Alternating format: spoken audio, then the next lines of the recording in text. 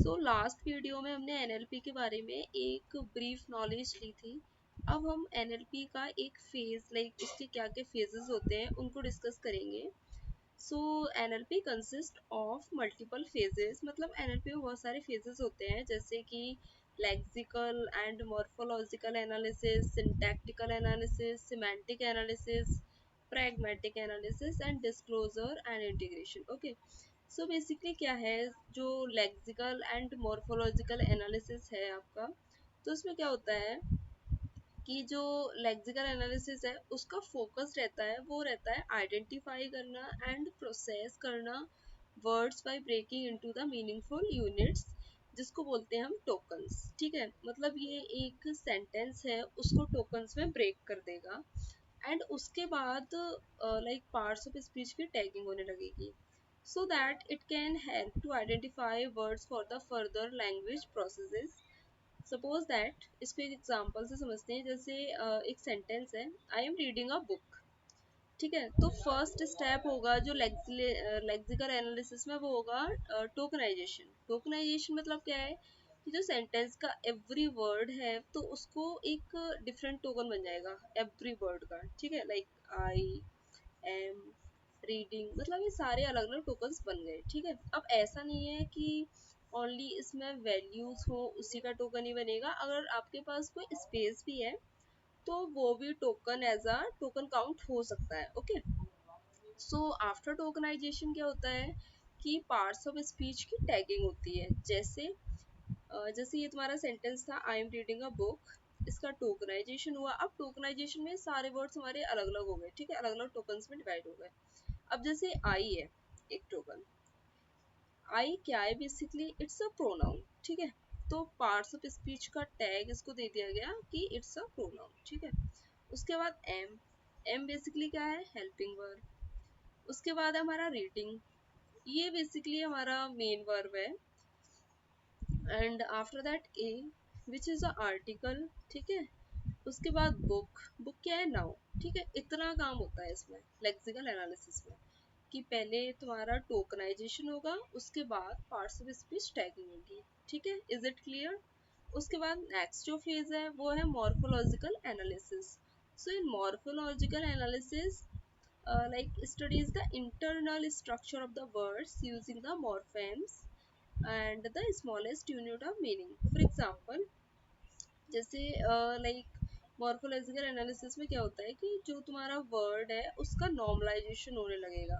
ठीक है, जैसे सपोज दैट तुम्हारा कोई वर्ड था रनिंग, तो उसका जो रूट वर्ड होगा वो उस फॉर्मेट में उस फॉर्मेट में यूज किया जाएगा। जैसे रनिंग है, उसका रन है। ऐसे सपोज दैट इसमें रीडिंग था, तो यहाँ पर नॉर्मलाइजेशन होगा किसके लिए कि उसके बेस फॉर्म है जो, उसको आइडेंटिफाई करने के लिए।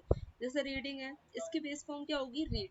ठीक है, तो मॉर्फोलॉजिकल एनालिसिस में बेसिकली यही होता है कि उसका जो इंटरनल स्ट्रक्चर है ना, तो उसको आइडेंटिफाई किया जाता है, उसमें कन्वर्ट किया जाता है। जैसे हमारे पास कोई वर्ड आया, उस वर्ड को उसके जो एक्चुअल में जो रूट फॉर्म है उसमें कन्वर्ट कर देंगे। ठीक है, इतना क्लियर है? जैसे सपोज दैट हमारे पास कोई वर्ड आया बेटर, तो जो बेटर है, तो ये बेसिकली क्या है, कंपेरेटिव डिग्री। तो इसकी जो पॉजिटिव डिग्री है ये इसमें कन्वर्ट हो जाएगा अपने रूट फॉर्म में। तो बेटर की रूट फॉर्म क्या है, गुड। ठीक है, ऐसी रनिंग की रूट फॉर्म क्या है, रन। ऐसे रीडिंग की रूट फॉर्म क्या है, रीड। ठीक है, मॉर्फोलॉजिकल एनालिसिस में बेसिकली यही होता है। आफ्टर द नेक्स्ट फेज है हमारा syntactical analysis. So syntactical analysis में क्या होता है कि ये हेल्प करता है understand how words are arranged in a sentence according to the grammar rules. ठीक है, ये आइडेंटिफाई करता है relationship between the words and create a parse tree representing the sentence structure. Suppose that जैसे हमारा पीओएस टैगिंग हो गई, उसके बाद एम्बिगुइटी रिजोल्यूशन हो गया। सपोज दैट हमारे पास ये दो सेंटेंसेस हैं, एक है हमारे पास John eats an apple and second है एप्पल ईट्स जॉन एन। मतलब बेसिकली अगर अकॉर्डिंग टू ग्रामर देखा जाए तो एक तरह से इनका स्ट्रक्चर ठीक भी है ना? क्योंकि देखो जॉन ईट एप्पल, लाइक जॉन यहाँ पे क्या है, सब्जेक्ट, उसके पास वर्ब है, फिर आर्टिकल है, देन ऑब्जेक्ट है, इट्स फाइन। मतलब although both sentence contain the same words, मतलब इसमें जितने वर्ड्स हैं, इसमें हमारे 4 वर्ड्स हैं, इसमें भी 4 वर्ड्स हैं, एंड एक्चुअल में जो जो वर्ड्स इसमें है, जैसे जॉन इसमें है, इसमें भी जॉन है, एप्पल इसमें है, इसमें भी एप्पल है, ईट इसमें है, इसमें भी ईट है, एन इसमें है, एन इसमें भी है, ठीक है, तो सेम वर्ड्स हैं बिल्कुल। but only the first sentence follow the correct grammatical structure and इसका कोई मीनिंग भी है ना। बस यही आइडेंटिफाई किया जाएगा, जैसे हमारे पास 2 सेंटेंसेस आए तो उसमें से हमारा करेक्ट कौन सा है, तो उसकी करेक्टनेस फाइंड आउट की जाती है, ठीक है, सिंटैक्टिकल एनालिसिस में। उसके बाद हमारा थर्ड है semantic analysis. So basically semantic analysis focus करता है understanding the meaning of words and sentences, ठीक है, ये मीनिंग उन वर्ड्स का, इन सेंटेंसेस का मीनिंग क्या था उस पर फोकस करेगा। ये चेक करेगा logical and conceptual correction of the text, ठीक है, एंड ये इम्प्रूव करता है नेचुरल लैंग्वेज, लाइक लैंग्वेज की अंडरस्टैंडिंग है जो एनएलपी सिस्टम के, उसको इट विल इम्प्रूव, ठीक है, सिमेंटिक एनालिसिस। तो इसमें क्या है, इसके मेन 2 टास्क हैं। एक है हमारा नेम्ड एंटिटी रिकॉग्नाइजेशन, मतलब ये क्या करता है कि एंटिटीज है हमारे पास, जैसे कि पीपल है, लोकेशन है, ऑर्गेनाइजेशन है, डेटा है, तो इसको आइडेंटिफाई करेगा लाइक क्या है, मतलब एंटिटी एक्चुअल में है क्या, ठीक है, पहला तो इसका ये काम है। दूसरा है इसका कि वर्ड सेंस डिसएम्बिगुएशन, मतलब ये डिटरमाइन करता है correct meaning of the words with multiple meaning based on the context, ठीक है, जैसे फॉर एग्जाम्पल ये सेंटेंस है एप्पल ईट्स अ जॉन।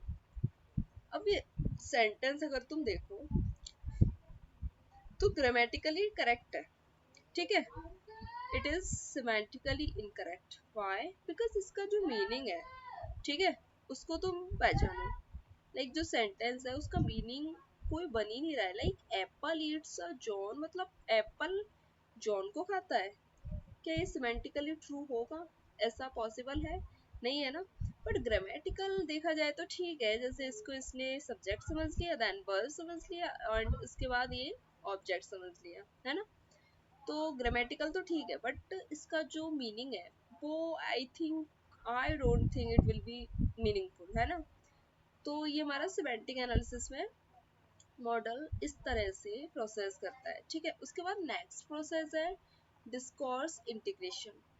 सो डिस्कोर्स इंटीग्रेशन किस पे फोकस करता है, understanding how multiple sentences connect with a larger context. जैसे हम कोई पैराग्राफ लिख रहे होते हैं या फिर कोई ऐसे लिख रहे हैं, मतलब लार्ज कॉन्टेक्स्ट हम लिख रहे हैं किसी चीज के बारे में, तो लाइक आपने देखा होगा कि जो सेंटेंसेस हैं वो एक दूसरे से कनेक्टेड कैसे है ना, तो कनेक्शन है वो बिल्ड होता है डिस्कोर्स इंटीग्रेशन के थ्रू, है ना।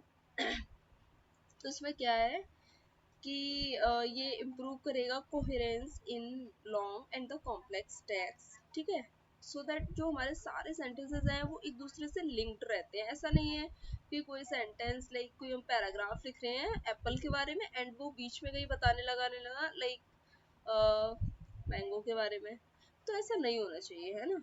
तो सारे जो सेंटेंसेस हैं वो किसी एक ही डायरेक्शन में वर्क करनी चाहिए, सो उसकी जो रिस्पॉन्सिबिलिटी होती है वो होती है डिस्कोर्स इंटीग्रेशन की, ओके। जैसे Taylor went to the store then she bought groceries. अब ये सी आया, सी किसको रेफर कर रहा है, ये एक सेंटेंस है एंड ये एक सेंटेंस है, यहाँ पे जो सी आया वो किसको रेफर कर रहा है, बेसिकली टेलर को ही कर रहा है ना। तो इस तरह से जब मल्टीपल सेंटेंसेस आ जाते हैं तो जो मॉडल है वो इस तरह से एनालाइज करता है, ठीक है, जैसे दिस इज अनफेयर, तो meaning of this depends on the surrounding context, okay. After that हमारा नेक्स्ट फेज है प्रैग्मेटिक एनालिसिस। सो प्रैग्मेटिक एनालिसिस में क्या होता है कि ये फोकस करता है on understanding the intending meaning of a word and sentences bye considering the context, tone and the speaker intention, ठीक है। मतलब प्रैग्मेटिक एनालिसिस में बेसिकली समझो इसका जो फोकस रहता है वो लाइक जो स्पीकर का जो टोन है, उसका जो कॉन्टेक्स्ट है, मतलब किस कॉन्टेक्स्ट में वो बात कर रहा है उस पर ज़्यादा रहता है, रादर देन कि जो क्या लिखा हुआ है, वो उसकी बजाय जो टोन क्या है उसका, किस वे में बोल रहा है वो, ठीक है। तो इस पे ज़्यादा फोकस होता है। सो इसके बेसिकली टू टास्क होते हैं कि पहले अंडरस्टैंड करता है इंटेंशंस को, ठीक है, आइडेंटिफाई करता है actual persons behind the statement and the questions, and the second task इसका फिगरेटिव मीनिंग, मतलब इंटरप्रेट करता है non literal expression such as idioms and metaphors. Suppose that, ये हमारे एग्जांपल्स हैं, can you pass the salt. तो ये एक पोलाइट रिक्वेस्ट भी हो सकती है और not a question about ability, ठीक है। तो मतलब इस क्वेश्चन से हम पहचान नहीं सकते हैं कि पोलाइट रिक्वेस्ट है और कोई क्वेश्चन है ना। उसके बाद I am feeling for you, so ये एक्सप्रेस लव है, नॉट लिटरल फेलिंग। मतलब ये किसी के लिए लाइक लव को एक्सप्रेस करना है, ना कि कोई लिटरल कोई गिर पड़ा हो, ऐसा नहीं है ना। Okay, so thank you for today class, and next class we will continue with the application of NLP. Thank you.